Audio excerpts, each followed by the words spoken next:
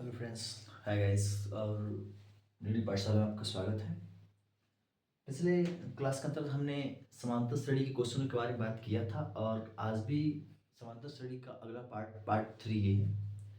इसके अंतर्गत कुछ क्वेश्चनों को सॉल्व करेंगे हम लोग और वो सारे क्वेश्चंस बड़े इंपॉर्टेंट आपके होंगे। ई बोर्ड एग्जाम 2026 जो होने वाला है क्लास 10 मैथ के लिए स्पेशल क्लास ही आपका होगा।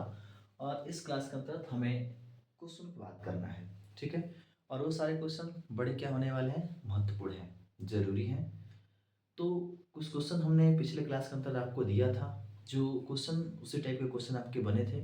और अगला जो लेसन हम लेकर के आए हुए इसमें क्वेश्चन उसी प्रकार के कुछ बहुत सारे क्या है मिलेंगे, ठीक है। तो ये क्वेश्चन आते हैं, नेक्स्ट क्वेश्चन पे क्या है।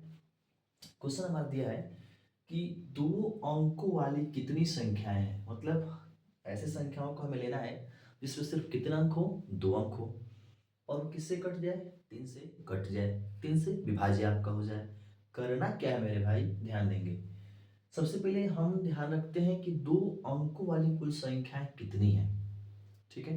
उन पर आपको क्या करना है, ध्यान रखना है। और उन दो अंकों की जो संख्याएं आपकी होंगी उनमें से आपको पता करना है कि कौन सी संख्या आपका तीन से कटने वाला है, ठीक है।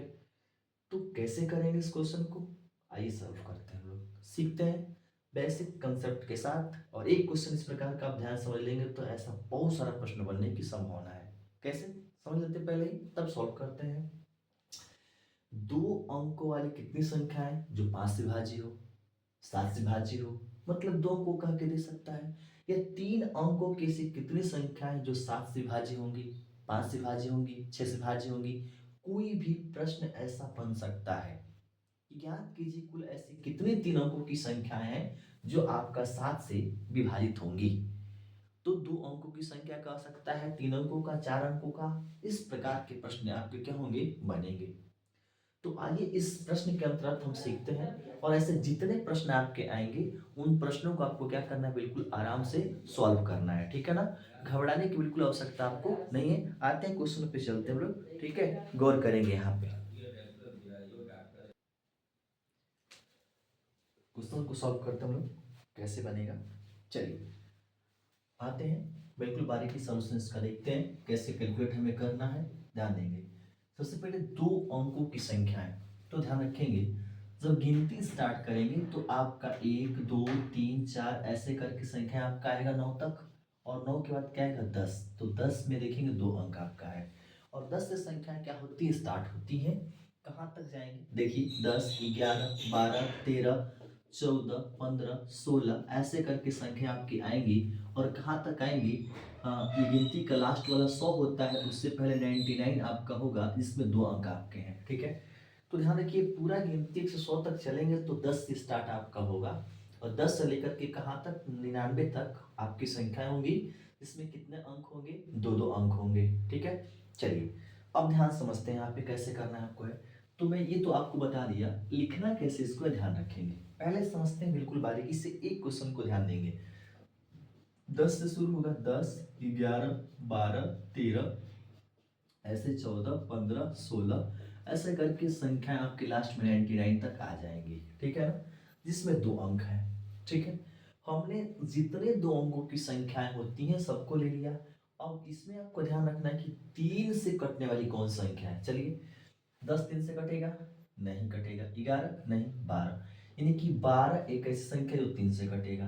और अगला दो अंकों की संख्या कौन सा आपका होगा, तो 12 में आप तीन ऐड कर दीजिए, तो 12 तीन कितना होगा, 15। तो अगली संख्या क्या होगा, 15। 15 में तीन कर देंगे 18, 18 में तीन कर देंगे 21। इस प्रकार की संख्या आपकी क्या होगी, बनेगी, जो तीन से क्या है, विभाज्य है। लास्ट वाली संख्या 99, कंफर्म है कि 99 आपका तीन से क्या होगा, कटेगा। तो दो अंकों का भी है, तीन से कटने वाला आपका है। तो ये जो आपका बन गया एक श्रेणी बन गया। अब हमें ये पहले पता करना है कि जो हमने श्रेणी बना रखा है यह समांतर श्रेणी है भी या नहीं। अगर समांतर श्रेणी होगा तभी आप बिल्कुल आसानी से फार्मूले से हल कर पाएंगे। तो पहले चेक करते हैं कि है कि नहीं है। तो देखेंगे कि जो पहले स्थान पे पहला पद ए वन कहलाएगा, जिसको ए मानेंगे, जिसका मान 12। दूसरा पद ए टू जो 15 है। तीसरा पद ए थ्री जो 18 है। चौथा पद आपका कितना है, 21। और ऐसे करते करते लास्ट तक आप चले जाएंगे तो जो एन पद आपका होगा जिसको आप अंतिम पद कहेंगे वो कितना होगा, 99 आपका बन जाएगा। इतना तो क्लियर हुआ। अब यहाँ से हम डी का मान निकालते हैं, यानी डी डायरेक्ट सार अंतर, जिसमें से दूसरे पद में से पहले पद को घटाएंगे, दूसरा पद 15 और पहला पद आपका 12, घटाने के बाद कितना आपका मिलेगा, 3। तो डी का मान 3 हो गया। अंतिम पद 99 हो गया, प्रथम पद भी आपका निकल गया। अब हमें करना क्या है, हमें ये ज्ञात करना है कि कुल कितने पद होंगे, यानी कि 3 से विभाजित होने वाली कुल कितनी संख्याएं हैं, कितने अंकों की, 2 अंकों की।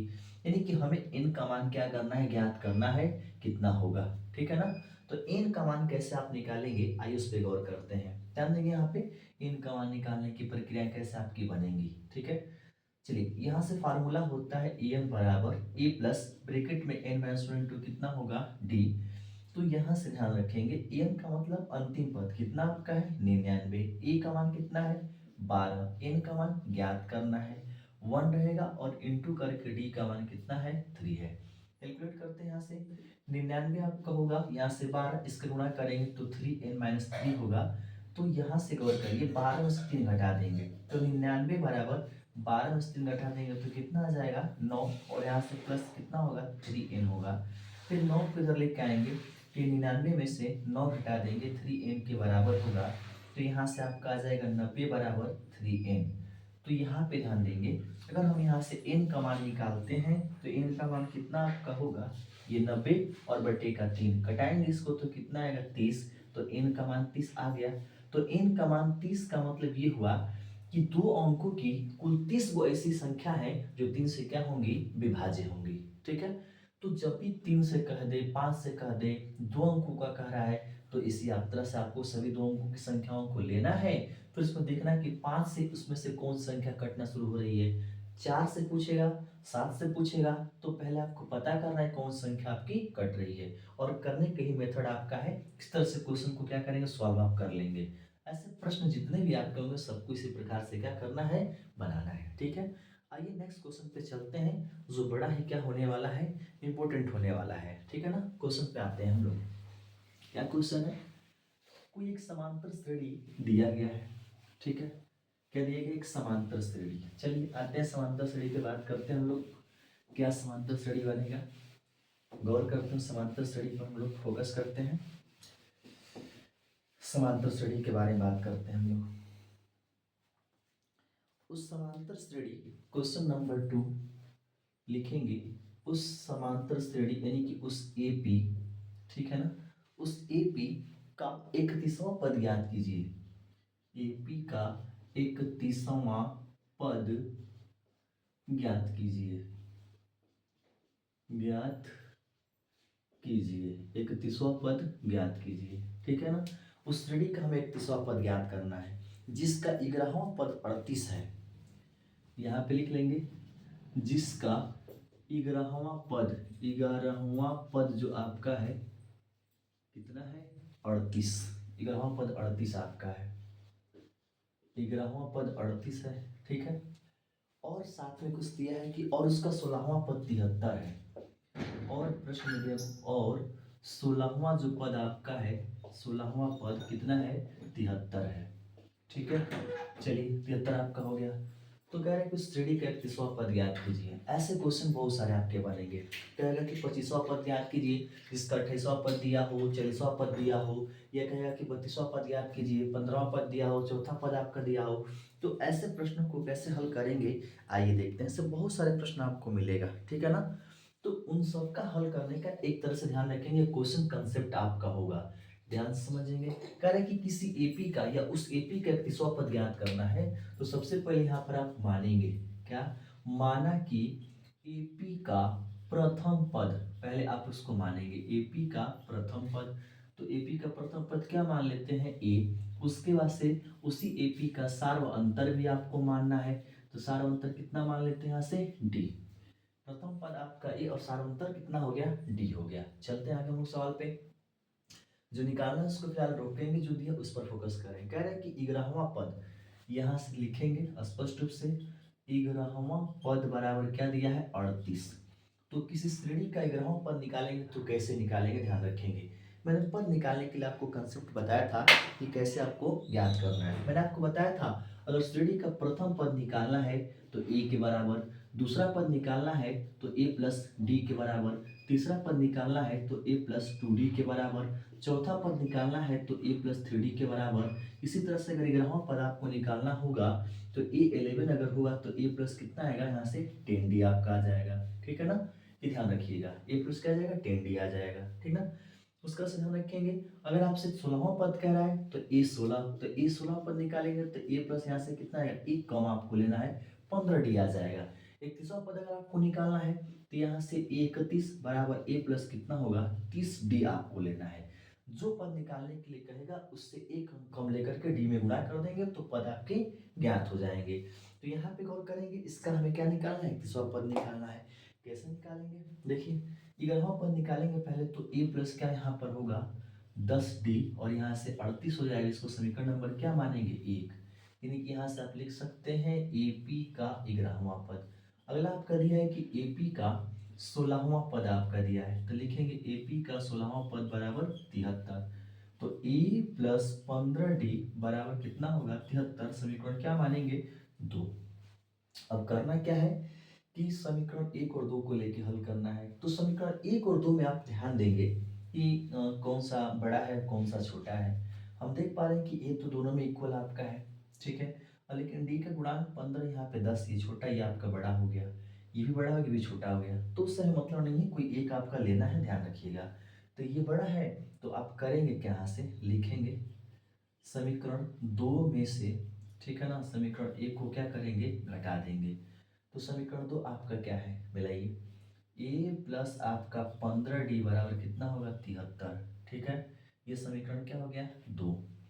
अच्छा, एक आपका क्या है, ए प्लस यहाँ से 10d बराबर कितना हो जाएगा, 38। समीकरण 1 हो जाएगा। ठीक है, अब घटाएंगे तो ये माइनस, ये प्लस है तो माइनस, और यहाँ भी कुछ नहीं तो प्लस है तो माइनस।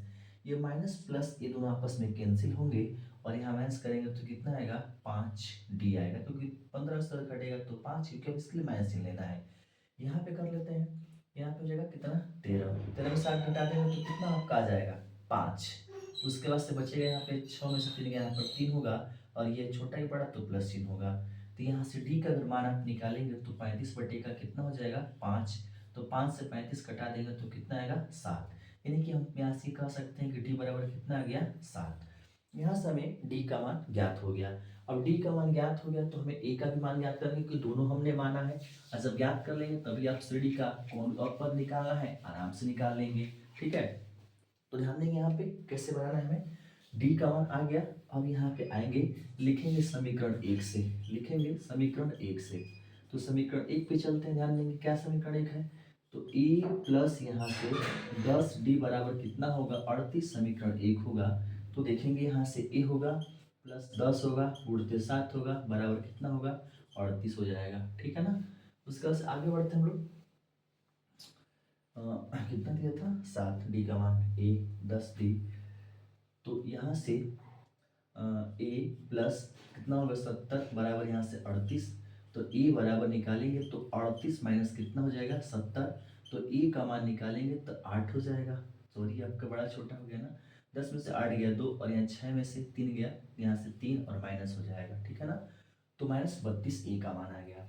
अब किसका मान निकालना था हमें, 31वां पद, तो लिखेंगे यहाँ से 31वां पद। तो जब 31वां पद निकालेंगे तो ए प्लस 30d डायरेक्ट आप ले सकते हैं। ठीक है, तो यहाँ से ए का मान -32 होगा, और प्लस 30 अड़गुटे डी का मान कितना है, 7। तो यहाँ से आपका -32 होगा, और प्लस इनको जोड़ेंगे, गुणा करेंगे तो 210 होगा। अब इसमें देखिए माइनस कर देंगे, तो 0 में से 2 घटा देंगे तो कितना आएगा, यानी कि 10 में से 2 गया 8 हो जाएगा। यहाँ बचेगा कितना आपका, 0। तो फिर एक हाथ से लेंगे, 10 में से 3 कितना होगा, 7। फिर एक कितना होगा, 1, ये आपका बड़ा चिन्ह प्लस होगा। तो इतना क्या होगा, आंसर आपका बन जाएगा कितना, 178। यानी कि उस श्रेणी का जो 31वां पद आपको निकालना था वह कितना आपका बनेगा, 178। इसका आंसर क्या आपका बन जाएगा, 178। ठीक है, तो किसी भी एपी का 31वां पद निकालना हो तो कुछ इस प्रकार से आप क्या करेंगे, सॉल्व करेंगे, उसका आसानी से आप 31वां पद क्या कर पाएंगे, ज्ञात कर पाएंगे। ठीक है, क्वेश्चन को नोट कर लेंगे। ठीक है, फिर आगे बताते हैं। ठीक है,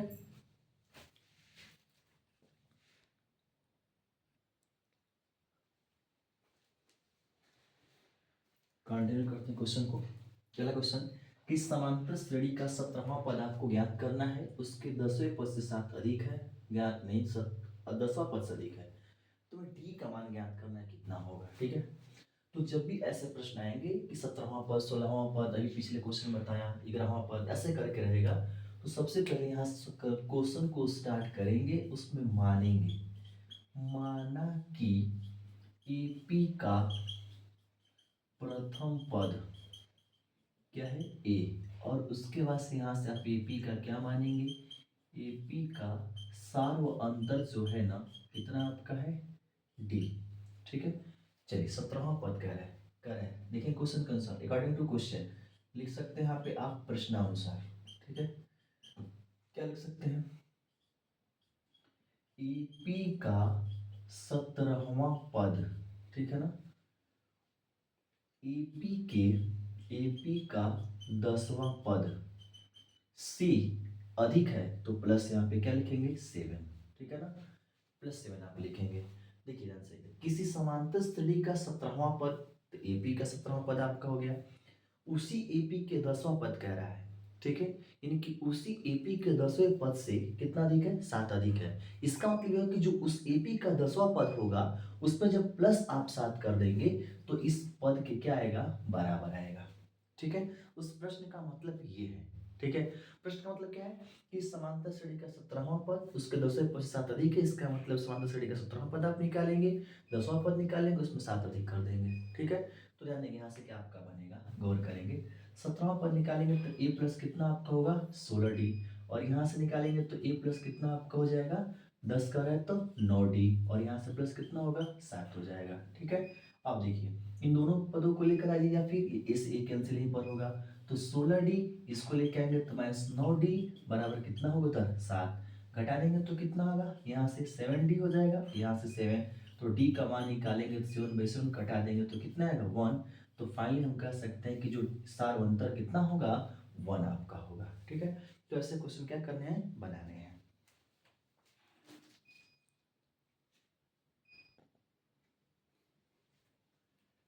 क्वेश्चन पे के किस मान के लिए k+9, 2k+1, 2k+7 समांतर श्रेणी का सतत पद होंगे, यानी कि कह रहा है कि का अगर कौन सा मान हम रखा जाए तो यह 3 पद जो दिख रहे हैं एक समांतर श्रेणी के रूप में बन जाए। ठीक है ना, तो कैसे हमें करना है, ध्यान रखेंगे, ऐसे क्वेश्चन पूछता है, यहाँ से मानेंगे, माना कि प्रथम पद, ठीक है ना, प्रथम पद आपका क्या है, ए, जिसको हम a1 कहेंगे, वह a है, और a का मान क्या मान लेते हैं, यहाँ से हम लोग ध्यान देंगे, और पहले a1 मान लेते हैं, कोई दिक्कत नहीं, प्रथम पद हो गया, फिर यहाँ से सारांतर पहले लिखते हैं। ठीक है, समझिएगा ध्यान से, सारांतर d आपका बन गया। ठीक, सारांतर कितना बन गया, d। चलिए अब देखिए, यहाँ से प्रथम पद e जो हुआ a1 के बराबर होगा, वह के प्लस कितना है, 9। दूसरा पद हम मान लेते हैं कि a2 बराबर 2k प्लस कितना आपका है, 1, तो 2k+1 होगा, और a3 आप निकालेंगे तो 2k प्लस आपका 7 हो जाएगा। ठीक है ना, 3 पद बन गए। अब हम क्या करते हैं, d का मान निकालते हैं, तो d का मान कैसे निकालेंगे, a2 में से a1 घटा के, या फिर d का मान a3 में से a2 को घटा के, तो देखेंगे ये दोनों d आपस में क्या है, बराबर है। तो इसका मतलब याद रखेंगे, अगर हम डी को बराबर कर लेते हैं, तो यहाँ से a2 माइनस a1 बराबर यहाँ से a3 माइनस क्या हो जाएगा, a2। ठीक है ना, तो a2 का मान देखिए क्या रखेंगे, यहाँ से 2k+1, फिर माइनस a1 का मान कितना हो जाएगा, k प्लस आपका 9, इक्वल टू a3 का मान कितना होगा, तो 2k+7 बनेगा, फिर यहाँ से माइनस a2 का मान कितना बन जाएगा, तो 2k+1 बन जाएगा। ठीक है, अब इसे कैलकुलेट करना है, अगर d का मान जो आता है उसी पे हमें सवाल को बनाना है। तो ध्यान देंगे, यहाँ से ब्रैकेट हटाएंगे, तो 2k+1 माइनस k माइनस 9, यहाँ से 2k+7 माइनस 2k माइनस 1, तो -2k से +2 तो कैंसिल ही पे हो गया। यहाँ से ये आपका +1 है, चलिए इसको 2k माइनस k, तो यहाँ से k आपका बचेगा, और इसको हटा देंगे तो -8 हो जाएगा, इक्वल टू यहाँ से 7 से घटा देंगे तो 6 होगा, तो k का निकालेंगे तो 6 और 8 को भेजेंगे तो प्लस होगा, तो k प्लस कितना आपका होगा, 14, तो 14 आपका k का मान निकला है, उस k के मान के लिए फलन क्या होगा, आपका सतत होगा। ठीक है ना, चलिए यहाँ से k+9, उसके बाद क्या था 2k+1 था और 2k+7 था। ये आपका प्लस में हुआ है, ठीक है ना। तो प्लस में देखिए, प्लस वाले फॉर्म देखिए क्वेश्चन में ये जो आपका क्वेश्चन दिया हुआ है यहाँ पे दो तरह का क्वेश्चन है। ये क्वेश्चन में एक में प्लस और एक में माइनस, मतलब माइनस प्लस दोनों करके दिया हुआ है। तो प्लस वाला क्वेश्चन कुछ ऐसे क्या करेंगे, सॉल्व करेंगे और k के मान अगर 14 आप यहाँ पे रखते हैं तो एक श्रेणी बनेगी, जो कैसी श्रेणी होगी, समांतर श्रेणी होगी, ठीक है। तो समांतर श्रेणी इस पर आपका क्या होगा, बनेगा, ठीक ना। तो ऐसा क्वेश्चन बिल्कुल आप क्या करेंगे, सॉल्व कर लेंगे, सारे इंपोर्टेंट है। अगला क्लास समांतर श्रेणी का होगा जिसमें n पदों के योगफल से प्रश्न क्या करेगा, पूछेगा। तो उसका अगला क्लास में आपका चलेगा, ठीक है दोस्त। तो तब तक के लिए आप इतना क्वेश्चन को रिवीजन करेंगे, पढ़ेंगे और धन्यवाद, ठीक है। ये वीडियो पाठशाला में आपका बिल्कुल हमेशा शेयर करते रहें, लाइक करते रहें, ताकि ऐसे आपकी क्लासेस हर मिलती रहें और आपकी हर क्लासेस कंटिन्यू में समय से क्या होंगी, मिलती रहेंगी, ठीक है। तो आप इसको क्या करेंगे, नोट कर लेंगे।